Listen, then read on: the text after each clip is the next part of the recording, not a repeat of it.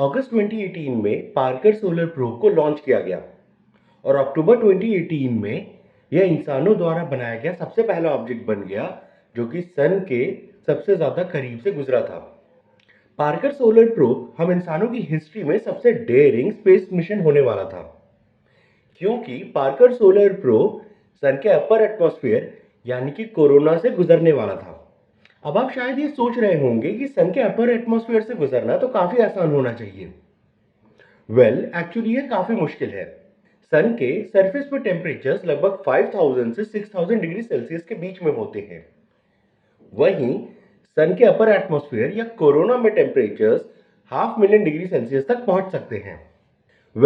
आखिर ये होता कैसे है कि सन के सरफेस का टेम्परेचर कम है, वहीं सन के सरफेस से दूर कोरोना का टेम्परेचर ज्यादा। और इसी चीज की स्टडी करने के लिए पार्कर सोलर प्रोब को बनाया और लॉन्च किया गया है।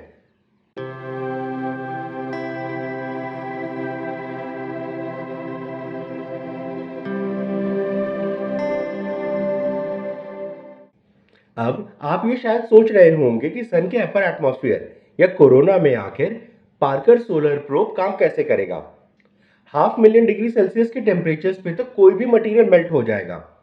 तो इसका मतलब कि पार्कर सोलर प्रोब तो सन के अपर एटमॉस्फेयर में एंटर करते ही मेल्ट हो जाएगा। तो इसका आंसर छिपा है टेम्परेचर और हीट के डिफरेंस के बीच में। किसी भी बॉडी या मटेरियल का टेम्परेचर उसके अंदर मौजूद एटम्स और मॉलिक्यूल्स की काइनेटिक एनर्जी पर डिपेंड करता है। जितना ज्यादा काइनेटिक एनर्जी होगी टेम्परेचर उतना ही ज्यादा होगा। वहीं पे हीट मटेरियल्स के टेम्परेचर और उनकी डेंसिटी पर डिपेंड करता है। हीट वो एनर्जी होती है जो कि एक मटेरियल दूसरे मटेरियल में ट्रांसफर कर पाता है। अब आप दो मटेरियल ले लीजिए इक्वल साइजेस के, एक जो काफी डेंस हो और दूसरा जिसकी डेंसिटी काफी कम हो। अगर हम इस कम डेंसिटी वाले मटेरियल को ज़्यादा हाई टेम्परेचर्स पे हीट करें और हाइयर डेंसिटी वाले मटेरियल को लोअर टेम्परेचर्स पे हीट करें और दोनों मटेरियल्स को टच करें, तो डेंस मटेरियल जो कि कम टेम्परेचर पे है वो आपको ज़्यादा आसानी से बर्न कर पाएगा उस मटेरियल के मुकाबले जिसकी डेंसिटी कम है लेकिन टेम्परेचर ज़्यादा। ऐसा इसलिए हो पाता है क्योंकि ज़्यादा डेंसिटी वाले मटेरियल में ज़्यादा एटम्स और मॉलिक्यूल्स हैं जो कि अपनी एनर्जी को आपकी बॉडी में ट्रांसफर कर सकते हैं। वहीं पे कम डेंसिटी वाले मटेरियल में कम मॉलिक्यूल्स और एटम्स हैं जो कि अपनी एनर्जी आपकी बॉडी में ट्रांसफर कर पाते हैं। यही सेम चीज सन के कोरोना में भी होती है।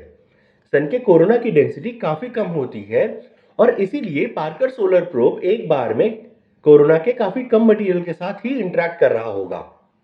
इसकी वजह से पार्कर सोलर प्रोब को लगभग 1400 से 1500 डिग्री सेल्सियस के टेम्परेचर्स को ही झेलना पड़ेगा। लेकिन 1400 से 1500 डिग्री सेल्सियस का टेम्परेचर भी कम नहीं होता है।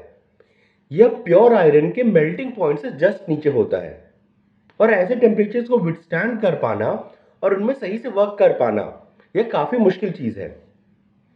और इसीलिए पार्कर सोलर प्रोब को कुछ इस तरह से डिजाइन किया गया है ताकि वह इन हाई टेम्परेचर्स में सही तरीके से काम कर पाए। पार्कर सोलर प्रोब को हाई टेम्परेचर्स पे काम करने लायक बनाने के लिए साइंटिस्ट ने इसके लिए सबसे पहले एक सनशील्ड डेवलप की। यह सनशील्ड कार्बन फोम को दो कार्बन कार्बन कॉम्पोजिट शीट्स के बीच में सैंडविच करके बनाई गई है। जैसा कि नाम से ही पता चल रहा है, कार्बन फोम कार्बन से बना हुआ एक फोम है।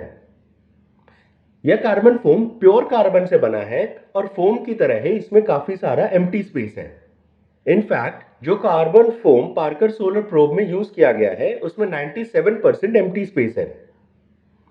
इसकी वजह से पार्कर सोलर प्रोब के सनशील्ड की हीट डिसिपेशन कैपेसिटी काफी ज्यादा इंक्रीज हो जाती है और इसी के साथ साथ प्योर कार्बन यूज करने की वजह से इसकी थर्मल कंडक्टिविटी काफी ज्यादा हाई हो जाती है। इसी के साथ साथ सनशील्ड का वह साइड जो कि सन की तरफ फेस कर रहा होगा उसे व्हाइट सेरेमिक पेंट से कोट किया गया है। ऐसा इसलिए किया गया है ताकि यह ज्यादा से ज्यादा हीट को वापस रिफ्लेक्ट कर सके और सोलर प्रोब के टेम्परेचर्स को कंट्रोल में रख सके। पार्कर सोलर प्रोब की पूरी बॉडी और ऑलमोस्ट सभी सेंसर्स इस सनशील्ड के पीछे रहते हैं, एक पार्ट को छोड़ के जिसे कि सोलर प्रोब कप कहा जाता है। यह सोलर प्रोब कप एसेंशियली एक फैराडे कप है जो कि सोलर स्टॉर्म्स और सोलर विंड्स में प्रेजेंट पार्टिकल्स को स्टडी करने के लिए बनाया गया है और यह सोलर प्रोब कप सनशील्ड के पीछे छिपा हुआ नहीं है, और इसीलिए इसे टंगस्टन से बनाया गया है, जो कि लगभग 3700 डिग्री सेल्सियस के टेम्परेचर पे भी मेल्ट नहीं होता है। पार्कर सोलर प्रोब को पावर करने के लिए इसमें सोलर पैनल्स भी लगे हुए हैं, और इन सोलर पैनल्स को कूल करने के लिए लगभग 3.7 लीटर्स ऑफ डीआयोनाइज्ड वाटर को यूज किया जाता है। यह वाटर पार्कर सोलर प्रोब के सोलर पैनल्स के अराउंड मूव करता है और इवेंचुअली रेडिएटर्स के थ्रू हीट को बाहर डिसिपेट कर देता है। ये सभी एडवांस मटेरियल्स और clever engineering Parker solar probe को काफी हाई टेम्परेचर्स में इजीली ऑपरेट करने देता है।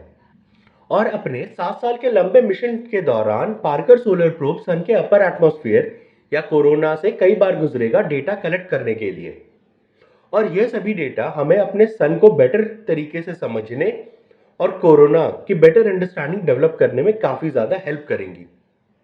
So that's it for today's video. Thanks for watching and stay curious.